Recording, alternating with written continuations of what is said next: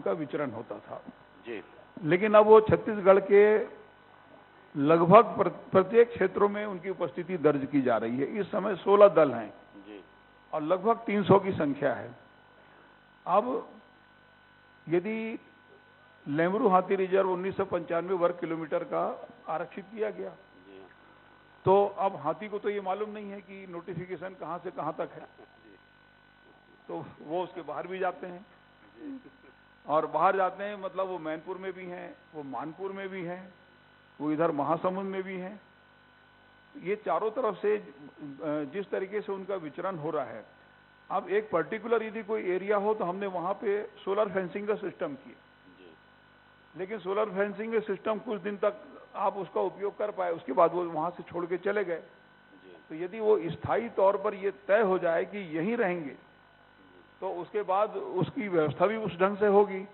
लेकिन वो कुछ दिन रहते हैं, उनमें जो मादा हाथी होती है वो उनके ग्रुप की हेड होती है और वो पूरे दल को छोड़कर 10 से 15, 20 किलोमीटर जाके सर्वे करके वापस आती है और फिर जहाँ पे उनको पानी, भोजन और रहने का अनुकूल उनको जो स्थान दिखता है तो वो पूरे दल को फिर लेके चले जाती है। अब हाथियों को मानव से लगभग 20,000 गुना अधिक सूंघने की ताकत है और वो दल जब गांव की तरफ बढ़ेगा तो गांव की तरफ यदि 4-5 मकान, कच्चे मकान लगभग गांव में ज्यादा होते हैं, उसी कमरे में वो क्षतिग्रस्त करेगा जहां पे अनाज रखा हुआ है। उनको मालूम है कि वो सूंघने के कारण, और अनाज को बाहर खींच के और पूरा दल उसको खाएगा। यदि महुआ या शराब बनाने का काम इधर सरगुजा तरफ जहां जहां होता है तो उसको भी वो अपने सूंघने की शक्ति के कारण वहां तक जाते हैं और शराब भी पी लेते हैं। तो अब ऐसी स्थिति में जब उनका एक स्थायी स्थान निर्धारित ही नहीं हो पा रहा है, तो कभी कहीं कभी कहीं कभी कहीं, तो वन विभाग ने जो अपने तरफ से सिस्टम लागू किया है वो वन विभाग की तरफ से अलर्ट किया जाता है मोबाइल के जरिए, और आगे आगे हमारे वाहन चलते हैं, वन विभाग के कर्मचारी चलते हैं। अब वो पहले जाके गांव में इन्फॉर्म करेंगे कि हाथियों का दल इस ओर आ रहा है, अब उस ओर मत जाओ। हाथियों का दल आने के पहले उनको मोबाइल के जरिए अलर्ट किया जाएगा, हमारा गजराज वाहन है वो अलर्ट किया जाएगा। जब दल बड़ा है तो उनको ये कहा जाएगा कि आप पक्के मकानों में चले जाएं, सुरक्षित स्थानों में चले जाएं। अभी 1-2 घटनाएं ऐसी हुई कि मना करने के बाद भी कुछ लोग देखने के लिए, वीडियो बनाने के लिए, सेल्फी लेने के लिए उस तरफ चले गए। कई घटनाएं ऐसी हुई, ये घटना हुई है, तो इसके कारण कुछ लोगों की मृत्यु भी हुई है। अब वन विभाग की तरफ से आदेश जारी किया गया है कि यदि कोई भी मना करने के बावजूद जिस तरफ हाथियों का विचरण है, यदि जबरदस्ती कोई जाएगा तो वन संरक्षण अधिनियम के तहत कार्रवाई होगी, उसकी गिरफ्तारी भी होगी। तो इस प्रकार का है। दूसरा ये कि जो 4 लाख रुपए का पहले मुआवजा तत्कालीन सरकार के समय था मृत्यु हो जाने पर हाथी के कारण, तो वो 4 लाख से 6 लाख उसको कर दिया गया है। लेकिन ये कोई स्थायी हल नहीं है, ये तो ऐसा होना भी नहीं चाहिए। लेकिन मृत्यु के बाद यदि हो जाता है तो राज्य सरकार उसको 6 लाख रुपए देती है। आपने धान बाहर भी रखा था कि हाथियों के लिए कम से कम वो घर को ना तोड़ें, धान बाहर भी रखा था? हाँ, धान हमने बाहर रखवाया था, और हाथियों के बारे में कहा जाता है कि वेरी इंटेलिजेंट एनिमल, जी, बहुत ही होशियार होता है। जब वो घरों तक जाके और दीवारों को तोड़कर और उसमें से धान निकालना, चावल निकालना, महुआ निकाल लेना और निकाल के खा लेना। लेकिन अब उसको बगैर तोड़े एक ये प्रयोग था जो सफल नहीं हो पाया। ये प्रयोग था कि यदि हाथी अनाज के लिए, धान के लिए यदि लोगों के घरों को तोड़ रहे हैं तो क्यों ना जिस तरह विचरण है वहां धान रख दिया जाए। तो धान उसको खोल के उसको जब रखा गया तो हाथियों का दल आया, उसको देखा, लेकिन उनको लगा कि अब तक तो हमको काफी मेहनत करके निकालना पड़ता था, तो ये अचानक से इस तरीके से क्यों रखा जा रहा है। तो उनको लगा कि इसमें कुछ चाल है, तो उन्होंने नहीं खाया उसको। बिल्कुल। और इस कारण से ये एक प्रयोग था, वो सफल नहीं हो पाया। जी, अगला जो सवाल है वो आपका एक बहुत बड़ा विभाग है ट्रांसपोर्ट, और ट्रांसपोर्ट विभाग में कुछ भी लागू करना आप बहुत मुश्किल का काम है। आपने वो लागू किया है ऑनलाइन सिस्टम कि आप जो ड्राइविंग लाइसेंस है वो घर पहुंच जाएगा। तो इस सिस्टम के बारे में कैसे आया, क्योंकि ये पहली बार सरकार ने इस तरह से किया? पहली बार है पूरे देश। सरकार तुम्हारे द्वार तुम्हारी सरकार तुम्हारे द्वार जो है लाइसेंस और रजिस्ट्रेशन दोनों घर पहुंच सेवा बाई पोस्ट आपके घर में ये पहुंचता है। अब तक हम लोग 11,48,000 लोगों को ये सेवा प्रदान कर चुके हैं और लगातार ये चल रहा है। मैं ऐसा समझता हूं कि छत्तीसगढ़ पहला राज्य है जो इस प्रकार की सेवा को प्रारंभ किया है, रजिस्ट्रेशन ऑनलाइन। दूसरा ये कि टैक्सेशन जो है, टैक्स भी आप ऑनलाइन जमा कर सकते हैं, परमिट के लिए ऑनलाइन आवेदन कर सकते हैं। और अभी सेवा केंद्र भी हमने प्रारंभ करने का निर्णय लिया है, जिसमें जो हमारे जो बेरोजगार हैं 12वीं पास तक के, तो उनको सेवा केंद्र प्रारंभ करने के लिए हम अधिकृत करेंगे और वहाँ पे वो लाइसेंस बनाकर भी दे सकें। लेकिन सबसे जो इम्पोर्टेंट चीज़ है कि परिवहन विभाग को भ्रष्टाचार मुक्त कैसे, मतलब लोगों को लगता है कि लोगों को बिना पैसे कुछ ऊपर से दिए कुछ ऐसे काम हो जाए, तो कितने सफलता आपको मिली है सब में? देखिए, परिवहन विभाग के बारे में जिस समय यहाँ पे जो अंतर्राज्यीय बैरियर होते हैं, अंतर्राज्यीय बैरियर तत्कालीन सरकार ने बंद किया कि यहाँ भ्रष्टाचार होता है, और अंतर्राज्यीय बैरियर बंद करने के जब बंद किए तो उस समय उसका जो कुल आय था वो 13 करोड़ रुपया वार्षिक। उसके बाद जब हम लोगों ने प्रारंभ किया तो उन्होंने आरोप लगाया कि ये भ्रष्टाचार के लिए किया जा रहा है, फिर से शुरू किया गया। और उसमें ये हुआ कि आरोप तो उन्होंने लगा दिया, लेकिन इसके पीछे सोच ये थी कि एक छत्तीसगढ़ जो है वो नक्सल प्रभावित राज्य है, और राज्य के भीतर आवागमन यदि कोई भी बाहर से आ जाए या कोई चला जाए, उसका एक रिकॉर्ड राज्य सरकार के पास होना चाहिए। इसलिए बैरियर स्थापित करना बहुत ज़्यादा जरूरी है। अब बैरियर स्थापित करने के बाद जो अभी आंकड़े सामने आ रहे हैं, तो तत्कालीन सरकार के समय जो 13 करोड़ रुपए का जो वार्षिक आय जो था वो अब 120 करोड़ का वार्षिक आय है, और इस प्रकार से बहुत अच्छा करने का हम लोग प्रयास कर रहे हैं।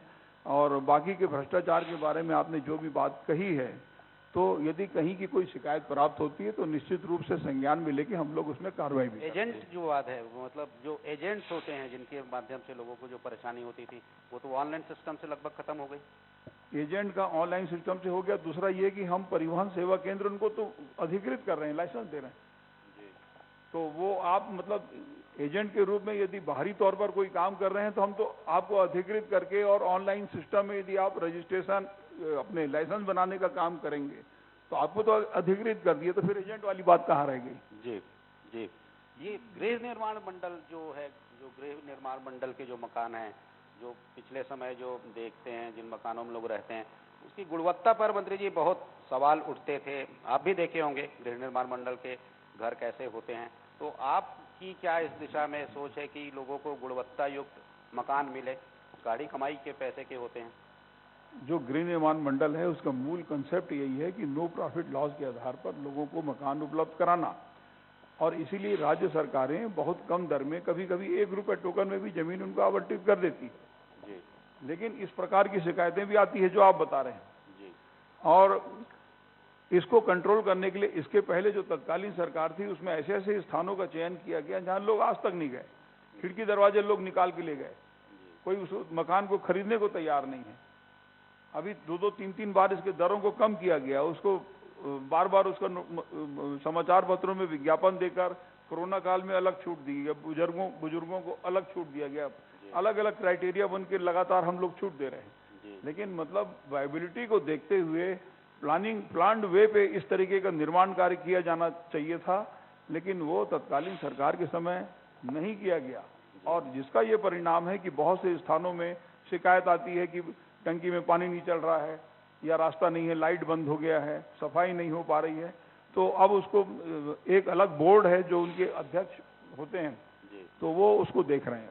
ये जो वनांचल में खासकर बड़ी लंबी मांग रही है, जो वनांचल के रहवासी हैं, जो वहाँ के वनवासी भाई हैं, कि उनको उनकी जमीन का अधिकार मिले, क्योंकि वो वहाँ पर वर्षों से, पीढ़ियों से वहाँ पर काबिज हैं, और वो काम आप लोग कर रहे हैं, उनको पट्टा देने का, उनको उस भूमि का पूर्ण स्वामित्व देने का। तो इससे क्या लग रहा है कि इससे क्या जो फॉरेस्ट एरिया है जहाँ पर ये पट्टे दिए जा रहे हैं, जहाँ पर जो लोग रह रहे हैं, उनके बीच और जंगल के बीच जो भी गतिविधियां हैं वो उनमें समन्वय हो पाएगा? देखिए 2013 में 2005 भारत सरकार की तरफ से जो कांग्रेस की सरकार थी, 13 दिसंबर 2005 के पहले यदि आदिवासी है वो काबिज है तो उसको वन अधिकार पत्र उस क्षेत्र का दिया जाना है 13 दिसंबर 2005। यदि गैर आदिवासी है तो उसका कब्जा होना चाहिए 75 साल या 3 पीढ़ी। अब तत्कालीन सरकार के समय इसमें कोई गति नहीं आई, वो लोग नजरअंदाज किए इन सब विषयों को। लेकिन छत्तीसगढ़ में अभी माननीय भूपेश बघेल जी की सरकार बनने के बाद 4,74,000 लोगों को पट्टा दिया गया और सामुदायिक वन अधिकार पत्र भी करीब 2.5 लाख हेक्टेयर में दिया गया है। और ये इसलिए दिया गया कि कानूनी तौर पर उनका अधिकार है, तो अधिकार से उनको वंचित नहीं होना चाहिए। तो मैं ऐसा समझता हूं कि इस दिशा में सबसे बेहतर काम पूरे देश में किसी का है, छत्तीसगढ़ सरकार का है। जी जी, जिस तरह से आपने कहा कि सिस्टम जो ऑनलाइन हो रहे हैं और सभी विभागों को आप कर रहे हैं, तो लगता नहीं है कि रायपुर में IT हब जो है उसको किसी तरह से डेवलप करना चाहिए? बिल्कुल डेवलप करना चाहिए, IT हब डेवलप करना चाहिए। मुख्यमंत्री जी भी इस बारे में विचार कर रहे हैं। जी, ये हाथीमाना द्वंद की आपने तमाम बातें बताई सर, लेकिन इसका समाधान क्या हो सकता है? इसका स्थायी समाधान क्या संभव है? देखिए, वर्तमान में तत्काल नहीं कहा जा सकता। अभी जैसे कॉलर ID लगाने का भी काम हुआ, कॉलर ID लगाने से हाथियों को कॉलर ID लगाया गया जिससे उनके मूवमेंट का पता चल सके, लेकिन घंटों नहाते हैं तो उसके कारण कॉलर ID गिरता भी है। और कॉलर ID मतलब स्पेशलिस्ट लोग ही कॉलर ID कर सकते हैं। तो ये एक प्रयोग था जो आगे भी चल रहा है। अब जैसे जो 4 लाख से 6 लाख वाली जो बात आई, मुआवजा देने वाला, मुआवजा स्थायी हल तो होता नहीं। अब एक नई नई परिस्थितियां उत्पन्न होती हैं। अब एक मामला ऐसा आया कि एक हमारे मंत्री साथी हैं, उन्होंने कहा कि भाई मेरे क्षेत्र में हाथी के कारण एक व्यक्ति की मृत्यु हो गई, तो उसको 6 लाख रुपया विभाग नहीं दे रहा है। तो हमने फिर पता किया कि भाई 6 लाख रुपया क्यों नहीं दे रहा है, जब उनको तो तत्काल देना चाहिए था। नियम ये है कि तुरंत दो। तो पता ये लगा कि उसकी मृत्यु कैसे हुई कि हाथी को देख के वो भाग रहा था और भागते समय गड्ढे में गिर गया और गिरने के बाद मौत हो गई। मतलब हाथी ने उसको पकड़ के फेंका नहीं या उसको दबाया नहीं, तो अब गड्ढे में गिर के मौत हुआ। तो जैसे ही गड्ढे में गिरा तो हाथी उसके पीछे जो भाग रहा था तो अपने मार्ग को बदल दिया, दूसरी तरफ चला गया। अब कैसे करें? तो इस तरीके की विसंगति भी बहुत सारी है जिसमें सुधार की जरूरत है। और अभी मेन सिस्टम तो ये है कि अलर्ट, सोलर फेंसिंग या मधुमक्खियों से भी इनको बहुत डर होता है, तो उसके आवाज को रिकॉर्डिंग करके और उसको सुनाने का भी कोशिश किया गया कि इसको देख के भागें। तो वो कुछ समय तक सुने और 2-4 दिन 15 दिन तक उनको असर हुआ कि इधर मधुमक्खी है। अब बाद में देखे कि सिर्फ आवाज आता है, कुछ करते ही नहीं है, तो फिर बढ़ गए आगे। ये स्थिति है। बिल्कुल, जैसे वनांचलों को समृद्ध करने की बात हो रही है कि जो वनांचल वासी हैं समृद्ध हों, ऐसी कौन सी योजनाएं हैं जो लगता है आपको आगामी 1 साल में वो पूरी हो जाएंगी और उनको और समृद्ध होंगे? देखिए, 1 साल की कोई योजना नहीं है। ये जो पीढ़ी दर पीढ़ी चला रहा है लघु वनोपज का संग्रहण, जी, और जो वनवासी हैं उनका जीवन कुछ हद तक इसी पर आधारित है। तो साल भर तक का कोई योजना नहीं है, लेकिन ये मतलब जो आपकी सरकार ने पहले जो योजनाएं शुरू की हैं, 3-4 साल हो चुके हैं, वो कुछ पूरी होने वाली भी होंगी या लगातार चलती रहेंगी वो योजनाएं? ये लगातार जो चलेगा वो तेंदुपत्ता संग्रहण है जी, ये लगातार चलने वाला है। उसमें बदलाव वनोपज संग्रहण का लगातार चलने वाला है। और जैसे बहुत लोगों को लगता है कि भाई बहुत जंगलों में जैसे लकड़ी की कटाई होती है और वहां से उसको ला के टिम्बर तो उसको नीलाम किया जाता है, तो ये किसी भी प्रकार का जो भी कोई भी कटाई होती है तो वन विभाग स्वयं उसमें फैसला नहीं ले सकता।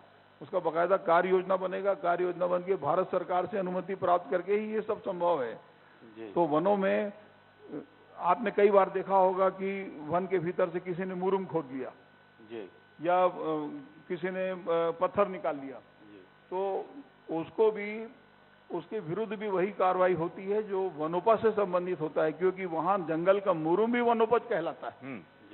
तो इस प्रकार से नया कुछ आप नहीं कर सकते बिना भारत सरकार की अनुमति के, लेकिन पुराने जो चले आ रहे हैं और कितना बेहतर कर सकते हैं वो देखने वाली। प्रसंस्करण केंद्र मंत्री जी, जैसे कि लघु वनोपज की खरीदी हो रही है, वहाँ पर और भी वनोपज है जिनकी खरीदी हो रही है, इमली, हर्रा, तमाम चीजें हैं।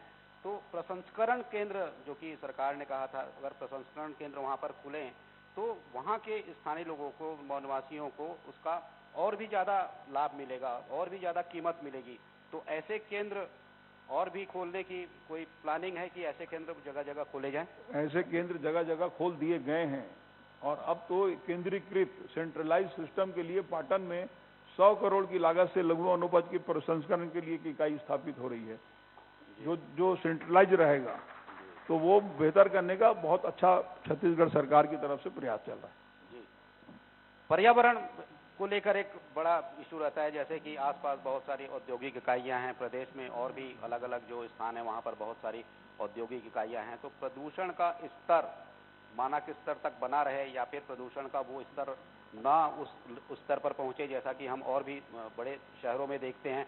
तो इसके लिए कोई ठोस कार्य योजना सरकार की अपनी ओर से? देखिए, प्रदूषण को लेके हमारे छत्तीसगढ़ में ऑनलाइन मॉनिटरिंग सिस्टम है जी, और एयर क्वालिटी इंडेक्स जो है, ये भी मानक दर जो है उससे हम नीचे ही हैं, बहुत बेहतर पोजीशन में हैं। एक समय था जब कोरबा की स्थिति खराब हुई थी, जो ऑल इंडिया स्तर पे उसका प्रकाशन हुआ था, लेकिन अभी पूरा छत्तीसगढ़ बेहतर स्थिति में मानक स्तर से नीचे है। जी, चुनावों को लेकर जैसे अब 1.25 साल बाकी हैं, क्योंकि अब लगता है कि बीजेपी की भी तैयारी एक बड़े लेवल पे चल रही है, प्रदेश अध्यक्ष बदल गए हैं, पार्टी के अध्यक्ष वहाँ प्रदेश नेता प्रतिपक्ष भी बदले हैं। तो लगता है कि कांग्रेस की जो तैयारी किन मुद्दों पे जाएंगी, क्योंकि उनके पास तो ऐसे मुद्दे समझ में आते हैं, सब मुद्दे तो आप लोगों ने खत्म ही कर दिए। कांग्रेस अपने कार्यों के दम पर जाएगी। जो अभी जितने जो समय बीता है, हमारा जो फोकस है मेन गांव, किसान, और सबसे अधिक पैसा उनको देने का काम छत्तीसगढ़ सरकार ने किया है। चुनाव के पहले जो वायदा किया गया था कि कर्जा माफी का, तो वो कर्जा माफी हमने वायदा करके निभाया। दूसरा वायदा ये किया था कि हम यूनिवर्सल पीडीएस सिस्टम लागू करेंगे। तत्कालीन सरकार के समय ये था कि आपको यदि राशन कार्ड चाहिए तो गरीबी रेखा के नीचे नाम होना जी, लेकिन हमने ये कहा था कि गरीबी रेखा के नीचे नाम हो या ना हो, सबको हम राशन कार्ड बनाकर देंगे, उसकी परिधि में लाएंगे और दिए। इनकम टैक्स पे ही है तो 10 रुपए किलो का चावल है, नहीं तो सबको 1 रुपए किलो में दिया जा रहा है। तीसरी बात ये कहा गया था कि हम 2500 रुपये प्रति क्विंटल के हिसाब से धान की खरीदी करेंगे, और पहले साल 2500 रुपये प्रति क्विंटल के हिसाब से धान का बकायदा चेक से भुगतान हुआ। लेकिन तत्काल उसके बाद भारत सरकार की तरफ से चिट्ठी आई कि यदि आप समर्थन मूल्य से अधिक की खरीदी करेंगे तो हम आपका चावल भारतीय खाद्य निगम में जमा नहीं करेंगे।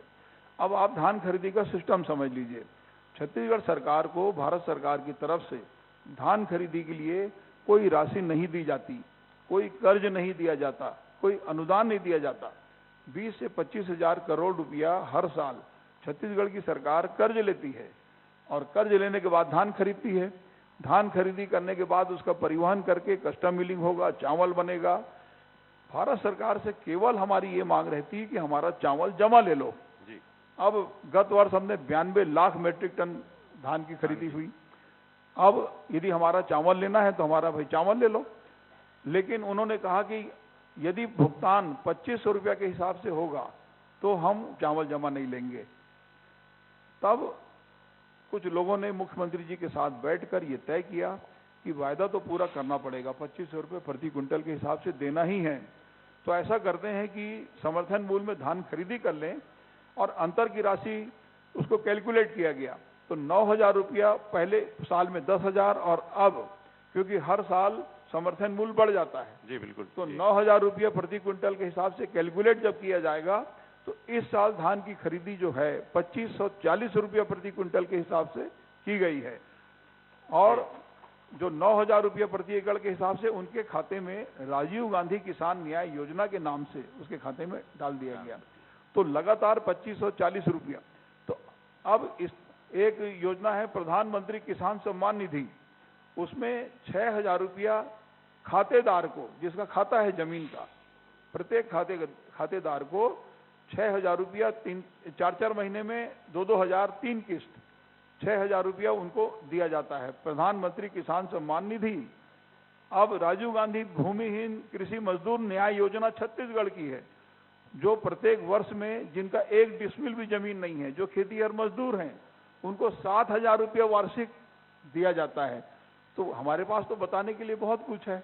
दूसरी तरफ ये भी याद दिलाने के लिए है कि तत्कालीन डॉक्टर रमन सिंह के समय में उन्होंने कहा था कि हम हर आदिवासी परिवार को एक गाय देंगे, हर आदिवासी परिवार के एक सदस्य को नौकरी देंगे, सभी बेरोजगारों को बेरोजगारी भत्ता देंगे, 5 हॉर्स पावर का पंप हम फ्री करेंगे और 270 रुपया बोनस देंगे। तो दोनों चीज है, ये बताने के लिए कि भाई भूलो मत, और ये बताने के लिए हमने ये किया। बिल्कुल, आपने कहा बहुत कुछ आपको बताने के लिए भी है, इतने सारे विभाग आप संभालते हैं, लेकिन एक सवाल है कि आखिर अपने जो आपको समय खाली रहता है, फिर किस तरह की आपकी हॉबीज है, क्या करते क्या हैं? क्योंकि इतने सारे विभाग को संभालना और फिर जिस तरह से आप बता रहे हैं कि सरकार और आप व्यक्तिगत तौर पे जितना काम कर रहे हैं, तो आप अपने कुछ जो समय बचता है फिर आपके विशेष कुछ करते हैं? देखिए, मेरा जो विधानसभा है ना, रायपुर से 118 किलोमीटर दूर है। अच्छा। और मेरे विधानसभा के मेरे जो मतदाता हैं डॉक्टर रमन सिंह हैं, उनका घर है वहाँ। अच्छा, कवर्धा।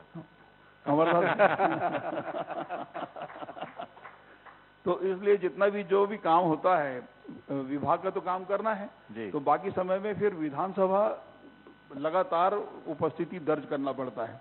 तो इसलिए समय बचत वाला कोई काम नहीं है। समय, हाँ, पूरे मतलब यहाँ पे काम करें, और जब समय ऐसा लगता है कि वहाँ पे जाके आना चाहिए, क्योंकि राजनीति में अब वो समय खत्म हो गया जब किसी जमाने में यदि कांग्रेस की टिकट आपके पास है, तो 90-95% आप मान के चलिए कि आप विधायक बन गए, सांसद बन गए। बिल्कुल ठीक। अब वो स्थिति नहीं है, बहुत कंपटीशन का समय है, और यदि लगातार आपकी उपस्थिति नहीं है तो आपको नुकसान भी हो सकता है। तो उपस्थिति दर्ज कराना है, विभागों का भी काम करना है, जनता से भी मिलना है, तो ये सब को बैलेंस करके चलने में समय की कोई बचत नहीं है। ये कहा जाए कि आपने कहा कि समय बिल्कुल नहीं है, जनता के बीच भी जाना है, विभाग के काम भी करना है, वो ये कहा जाए कि आपको अपने लिए बिल्कुल टाइम नहीं मिलता है व्यक्तिगत तौर पे? नहीं, ऐसा नहीं है, अपने लिए भी बिल्कुल टाइम रहता है। घर तो घर होता है जी, तो वो बैलेंस है, पूरा बैलेंस करते हैं। बिल्कुल। मंत्री जी, एक सवाल ये है, क्योंकि थोड़ा सा विभाग से आपके ही कार्यों से जुड़ा हुआ सवाल है कि क्योंकि छत्तीसगढ़ जो है वो प्राकृतिक संसाधनों से परिपूर्ण है, प्राकृतिक संसाधन यहाँ पर कोई कमी नहीं है। वनांचल भी जो है वो भी काफी क्षेत्र में फैला हुआ है। तो ये कैसे संभव है कि जो प्राकृतिक संसाधन है उनका उचित समन्वित तरीके से उनका दोहन भी हो सके, और जो वनांचल हैं, जो पर्यावरण है, वो भी संरक्षित रहे? दोनों के बीच कैसे लय बिठाया जा सकता है? देखिए, छत्तीसगढ़ जो है वो 1,35,000 वर्ग किलोमीटर जो वन क्षेत्र है, 44.2% छत्तीसगढ़ में वन क्षेत्र हैं। यदि वर्ग किलोमीटर मिले तो 59,395 वर्ग किलोमीटर, इतना बड़ा भूभाग हमारा वन क्षेत्र है। और इन वन क्षेत्रों में जैसे लोगों को लगता है कि वहाँ पे कोई भी विकास का काम करना है या वनों की कटाई करना है तो जब वन विभाग चाहे कर ले, ऐसा नहीं है। यदि मान लो वन विभाग के भीतर कोई सड़क भी बनना है, रोड बनना है, तो वो उसका एनुअल प्लान भारत सरकार में जाने के बाद, उसकी मंजूरी के बाद ही हम बना सकते हैं, और उन्हीं मार्गों में मंजूरी मिलेगी जो परंपरागत वर्षों से चले आ रहे हैं। यदि नए क्षेत्र में हम ये सोचें कि कहीं यहाँ से यहाँ तक हम मार्ग बना दें, वो हम नहीं कर सकते। वो एनुअल प्लान में हमको भारत सरकार को भेजना होता है, उसकी अनुमति प्राप्त होती है, और अनुमति प्राप्त होने के बाद ही उसमें निर्माण कार्य हम लोग कर सकते हैं। दूसरा, ये वनों की कटाई के बारे में, तो लोगों को आम धारणा ये होती है कि वन विभाग जब चाहे तो किसी भी क्षेत्र की कटाई कर सकता है, नहीं कर सकता। वनों की कटाई के संबंध में भी भारत सरकार की पूर्व अनुमति जरूरी है। भारत सरकार से अनुमति प्राप्त करने के मतलब बहुत से बंधन है। अब यदि बड़ा कोई उद्योग है, उसमें 100-200 एकड़ वन क्षेत्र का हिस्सा आता है, और वो उद्योग भी जरूरी है, या कोई बांध बनाना है वो भी जरूरी है, तो वो जो हिस्सा आएगा यदि उसको, जिसको हम बोलते हैं कि गैर वानिकी कार्य में उपयोग, यानी वनों के अतिरिक्त, तो उसके लिए राज्य सरकार अधिकृत नहीं है, तो भारत सरकार से उसकी अनुमति प्राप्त होनी होती है। तो इसमें मतलब वन संरक्षण अधिनियम के बाद भारत सरकार का बड़ा बंधन है हर चीज में, तो उसको बैलेंस करते हुए विकास करना होता है। अपनी मर्जी से यदि वन क्षेत्र में हम बांध बनाना चाहें नहीं बना सकते, रेलवे लाइन डालना चाहें नहीं कर सकते, स्कूल कॉलेज बनाना चाहें नहीं कर सकते, उसको पूरा अनुमति लेना पड़ता है। जी जी। अंतिम पिक्चर कौन सी देखी थी मंत्री जी? आखिरी फिल्म कौन सी देखी थी अभी? अब बहुत काफी समय हो गया जी। कौन सी थी? याद भी नहीं है याद आपको नहीं आ रहा है। समय, क्योंकि आपने, लेकिन बहुत बहुत शुक्रिया आपका, आपने बड़ी बेबाकी से सवालों के जवाब दिए हैं और अपने जो समय कीमती वक्त निकाला है उसके लिए बहुत बहुत धन्यवाद। स्वराज परिवार आपका धन्यवाद जी, थैंक यू। धन्यवाद मंत्री जी। और जैसा कि हमारे छत्तीसगढ़ की परंपरा है, हमारे अतिथि, हमारे बड़े जब हमारे बीच होते हैं तो हम उन्हें चिन्हारी देते हैं। प्रतीक चिन्ह देने के लिए मैं आग्रह करूंगी हमारे दोनों ही मेंटर्स से कि वे स्मृति चिन्ह भेंट कर हमारे अतिथि का सम्मान करें।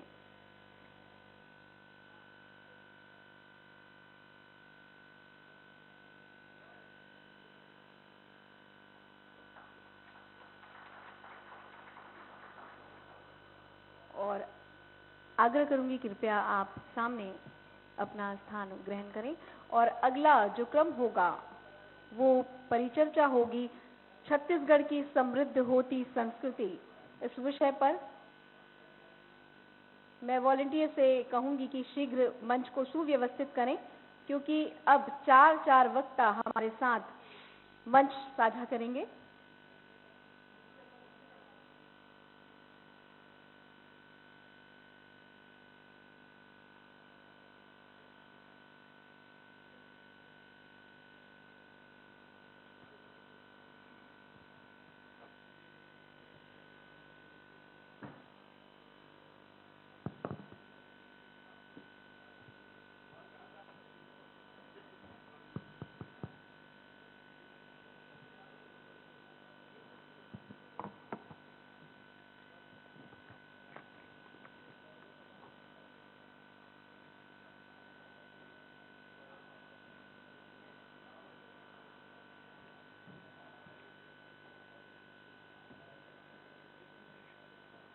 पैनी नजर सबकी खबर, स्वराज एक्सप्रेस के इस कॉन्क्लेव में जो अगला सत्र है वो है समृद्ध हमारी संस्कृति और छत्तीसगढ़ की समृद्ध होती संस्कृति। इस विषय पर आज संवाद हम यहाँ पर करेंगे, जिसके लिए हमने 4 वक्ताओं को आमंत्रित किया है और ये चारों वक्ता अपने क्षेत्र के माहिर हैं। और अगर अनुमति हो तो मैं इन चारों वक्ताओं को मंच पर आमंत्रित करूं। मैं अमित जैन जी और संजय उपाध्याय जी से फिर से आग्रह करूंगी कि वे आगे के इस परिचर्चा को आगे बढ़ाएंगे। छत्तीसगढ़ का साहित्य भी बहुत समृद्ध है, क्योंकि हमारे रचनाकारों ने अपनी रचनाओं से इसे समृद्ध किया है। जिनकी उंगलियों में शब्द हिलाते खेलते हैं, ऐसे मीर अली मीर जी हमारे बीच मौजूद हैं। मैं उन्हें मंच पर आमंत्रित करती हूं कि वे आएं और मंच पर अपना स्थान ग्रहण करें। अपने कुशल अभिनय, अपने कुशल व्यक्तित्व और अपनी गायकी से दर्शकों का मन मोह लेने वाले पद्मश्री अनुज शर्मा जी हमारे बीच मौजूद हैं। मैं उनसे भी आग्रह करूंगी कि वे मंच पर अपना स्थान ग्रहण करें।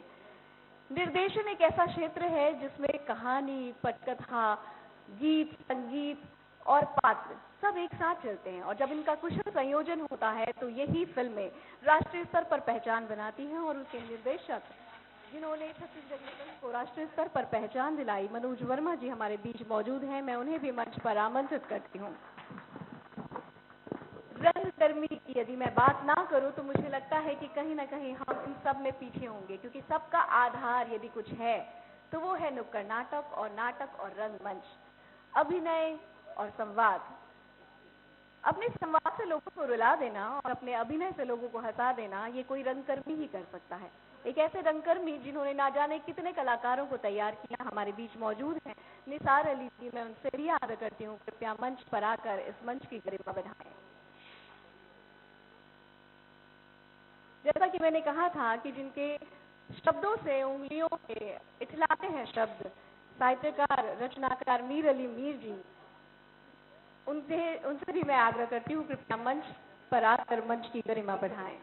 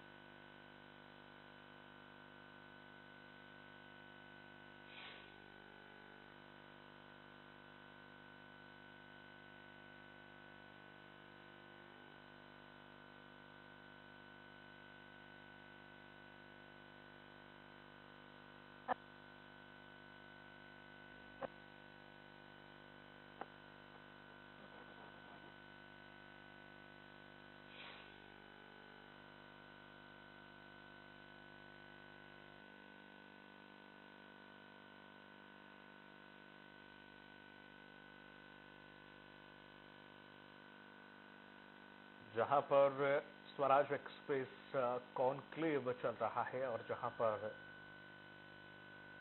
तीन तस्वीरें हम आपको दिखा रहे हैं।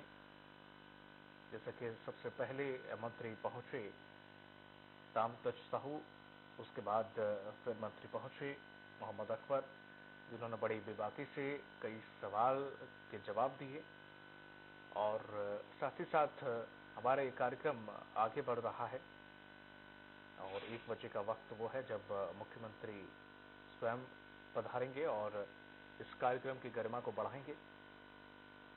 और सीधी तस्वीरें हम आपको दिखा रहे हैं रायपुर से, जहां छत्तीसगढ़ की समृद्ध संस्कृति साहित्य पर संवाद कार्यक्रम भी है और बदल के छत्तीसगढ़ ये थीम रखी गई है। स्वराज एक्सप्रेस कॉन्क्लेव 2022 की ये सीधी तस्वीर हम आपको दिखा रहे हैं। बदल के छत्तीसगढ़, सबर के छत्तीसगढ़।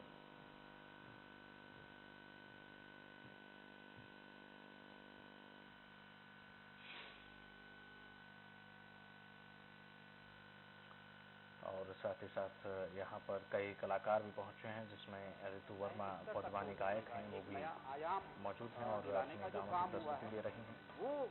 और साथ ही साथ मंच पर उसने कहीं न कहीं एक अमिट छाप छोड़ी है छत्तीसगढ़